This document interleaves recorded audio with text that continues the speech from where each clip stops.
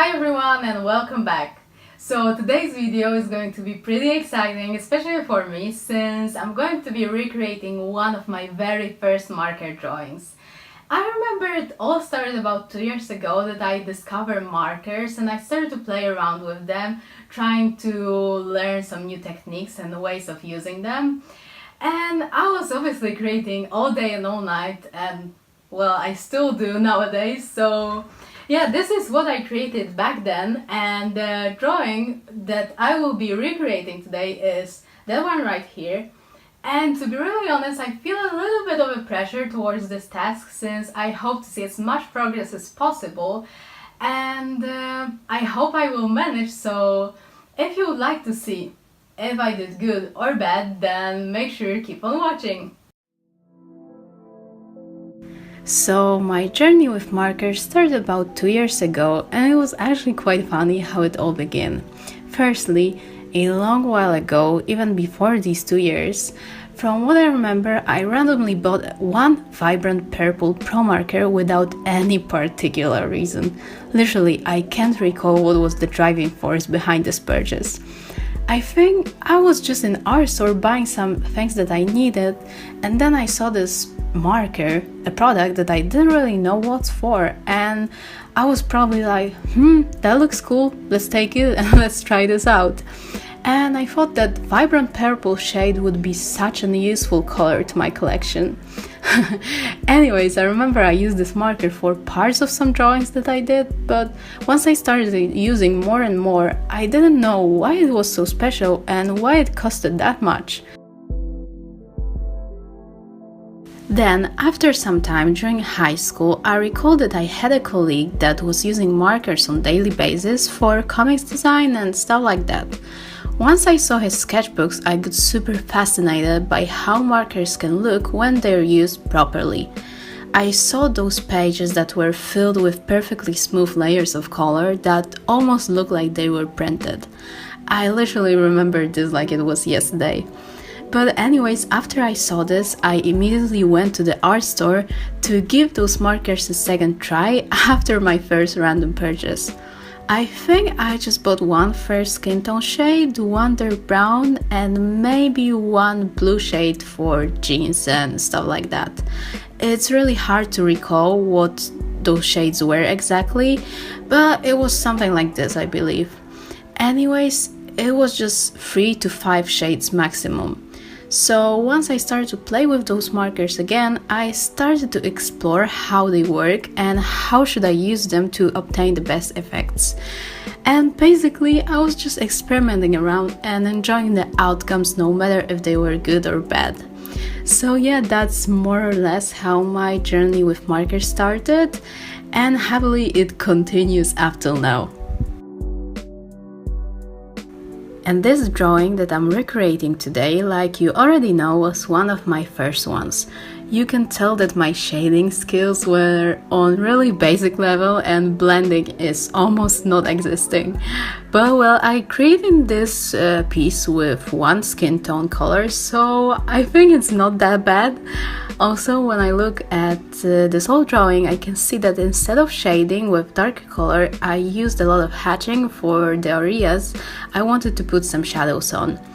And actually, I still use this technique of hatching nowadays on my drawings, but on this old one, it's just too much of it and it looks just too rough in my opinion.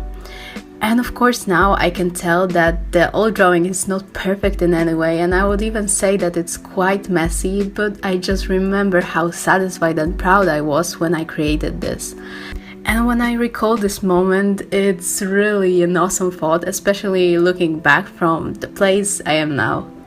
And by the way guys, I have loads of sketchbooks and random drawings I created throughout the years, as you can imagine, so if you'd like to see me doing this kind of a sketchbook tour from different time periods, just let me know down in the comments, so I will definitely record this for you. So like I said, I was really excited to see how much of a difference it will be between the old drawing and the drawing I'm doing now, and it also made me feel this weird inner pressure that I should make this new drawing the best of the best. So I put a lot of work, especially in the hair, since I wanted them to look way more natural than on the previous drawing. And overall, I wanted this new drawing to look more human-like, let's say, and look more soft and girly in comparison to the old one, obviously. So like always, I put a lot of work in details that will make this drawing look really finessed.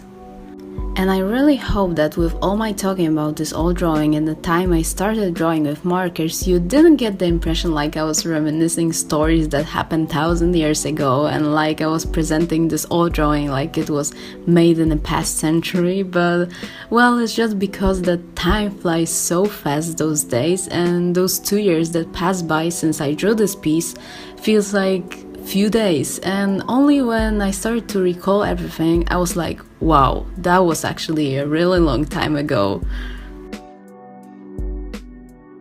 And with this video I kind of wanted to show you how much of an improvement you can achieve during 2 years if you just make sure that you're gonna practice every day and that you basically love what you do. And well, I still don't think that drawings I'm doing nowadays are perfect, nothing like this. And of course I strive to make them better and better every day, and I hope to see even more of a progress and improvement from 2 years from now. Also, one thing I wanted to explain, since some of you asked me about this under my last video, and that is, what is this green pad I have under my hand while drawing? And this is actually a sticky note pad that I use to avoid smearing the drawing, and also, especially in the summertime, it's really helpful to use it when you have a tendency to get sweaty hands at times, so it will prevent this getting transferred to the paper and eventually ruining the drawing. And this pad also allows me to glide my hand more smoothly on the paper. A lot of people are using just a single piece of paper and it works exactly the same, but I just got used to those sticky notes. So that's basically all that I wanted to speak about today, and I hope that you like to hear me talking about all those things related to the drawings I'm doing in each video. And yeah, now I'm just going to leave you to enjoy the rest of the drawing process.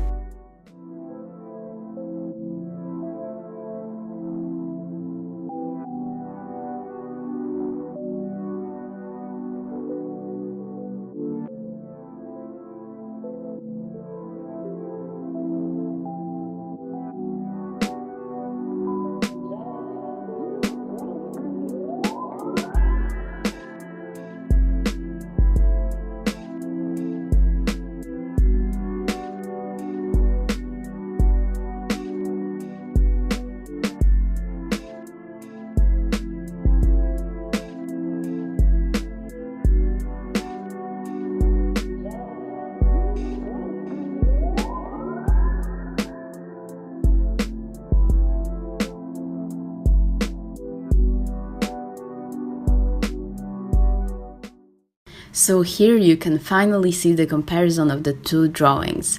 To be really fair, I was surprised myself that the difference between them is so huge, and it honestly looked like those two drawings were made by two different people. But with that being said, I can't be more happy to see such awesome results and improvement, and it just ensures me that hard work pays off. Alright, so that's all for today. I really hope that you enjoyed the video as much as I did when I was creating this new drawing. So if you like this video, just please don't forget to give it a thumbs up and subscribe to my channel if you want to stay posted with all my new videos coming. And also, as usual, I'm going to put all the materials that I used down in the description box, along with the links to my other social media, so you can just click down below for some more information. And thank you guys for watching, and I'll see you soon. Bye!